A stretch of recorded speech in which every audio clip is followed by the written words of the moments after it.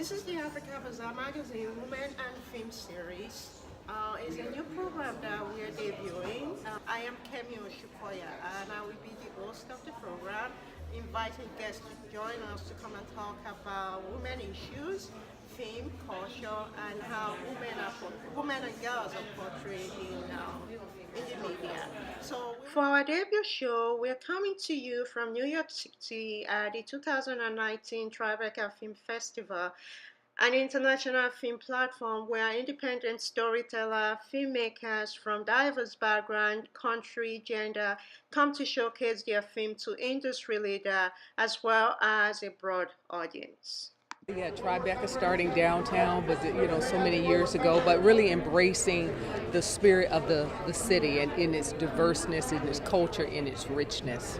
It was an idea conceived 18 years ago by actor Robert De Niro and his business partner Jane Rossiter to celebrate the Well, work there of are independent 40% artists. of the films are directed by women, and I think that we're very aware, especially with Jane and the crew and everybody, Jane Rosenthal, about what we should be doing here to set an example for the city, for the country, for the state of things. We always make a point of trying to make the selections as diverse as possible, and yeah. The festival has become one of the most prominent international film festivals and has helped launch the film careers of many famous directors, actors over the years, including It's what women we should do. filmmakers. It's the melting pot that is America. It is the city that everyone dreams of visiting. There's no city in the world like it, and that it has this wonderful film festival that has stood the test of time, is now one of the most important on the circuit, is amazing, stupendous. Women and minority people of color are harvard of the festival. I sat down with two emerging filmmakers showing their films at this year's festival. Philip Youmans is a young black African American filmmaker whose film, Burning Cane, tells a unique Southern African American story. The interview you will see took place days before the festival award winners were announced. Tell me about your movie and what drew you to the project. So Burning Cane is about a community in rural Louisiana, a southern black Protestant community, and it revolves around a pastor, a mother, her son, and his son, and their relationships with each other. They're often tumultuous relationships with one another. And what drew me to the project was, for me, in terms of my personal inspiration, was mostly my upbringing in the Southern Baptist Church, and what motivated me to really look at religion and its place in our community as a whole was really a lot of the questions that I started kind of having as I grew up, a lot of the stuff that really kind of went unanswered, and I started really searching for a lot of these answers and coming to terms with them on my own. What are some of those questions that you have? A lot of it was doctrine based, but it was also based in how the church conducted itself in a way. I never really could really swallow some of the shaming that takes place in some sermons sometimes, especially, say for example, when tithes or donations are done. Oftentimes the pastors will ask certain members of the congregation to raise their envelopes, so people who put money in the donation envelopes, while those who can't afford to donate, even though they're still sitting in church, giving their time to God in a way, they're still sort of shamed because of the fact that they can't donate. And to me, I feel like that's a contradiction there in terms of what people say the real value of the church and Christianity is supposed to be. I also was never able to come to terms with the fact that being gay is associated with the devil. It's an antiquated association, and I don't think it has any place in our society.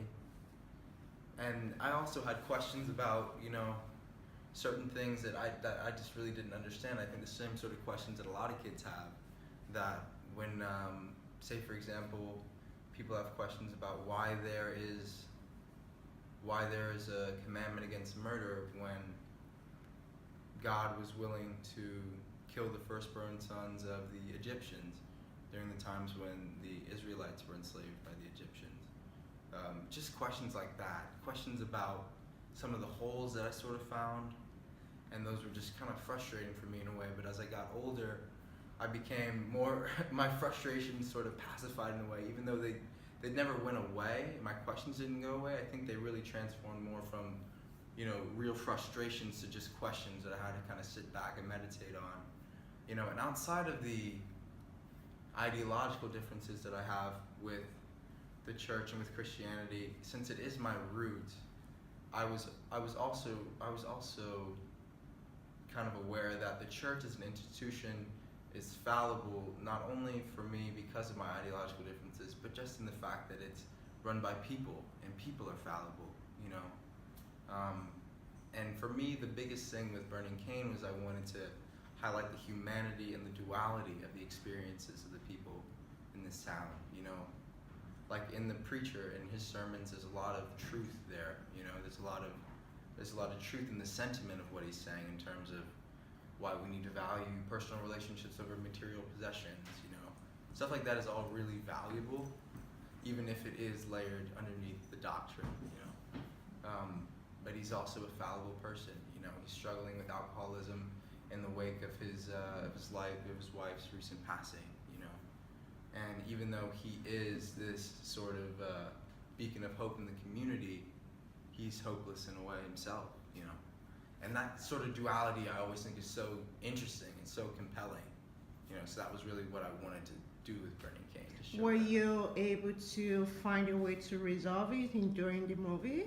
So for me, did you get some answers to some of the questions that you had? I think the biggest answer that I got was that so many of the issues that I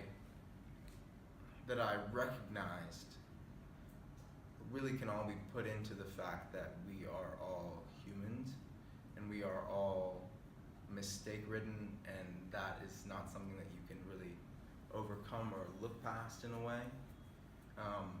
Because, for example, not all preachers will have their congregation waive their envelopes. It's only some of them, So for me, it wasn't that the questions really went away, but I came to realize that a lot of the issues and kind of hypocrisies and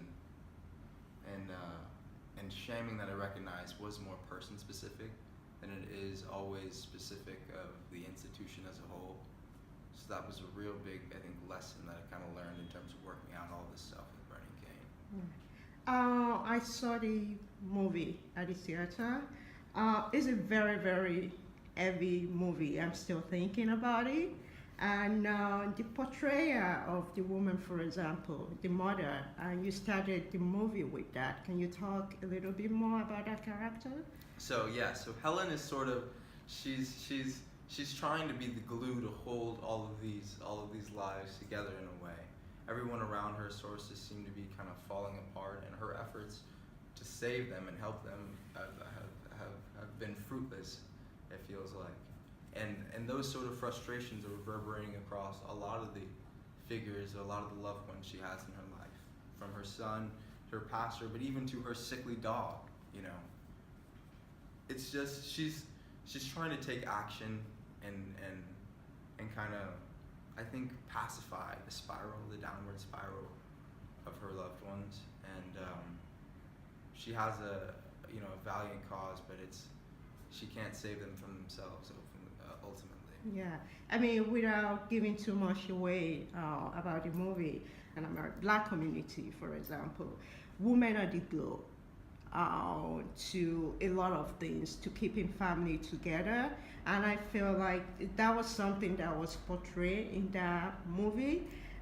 But at the same time, as you mentioned, it's like she wasn't taking care of herself.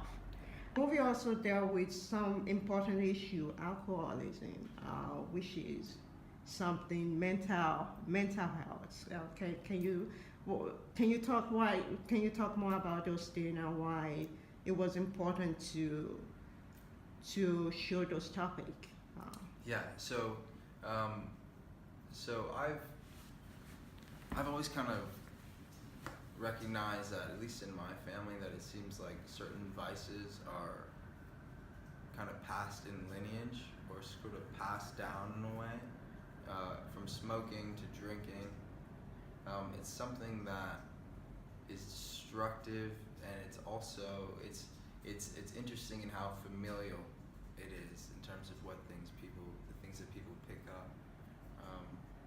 And I think in terms of tradition and in terms about what's kind of continued and cyclical, I think it aligns itself in terms of how cyclical and traditional a lot of the sentiments of the culture of the Southern Baptist Church are. And I feel like there's an integration in a way. It's just sort of about not shaking a vice, even though you know it's not helping you. It's not medicine, you know. And the same question can be had about the church. Is it helping us? Is it really medicine for whatever the issues that we're talking about, or for wherever the issues that we have with ourselves? So yeah, more than anything, in terms of the alcoholism, is about speaking on how cyclical all those things can be. And just how easily they can become vices for a new generation, in terms of Jeremiah and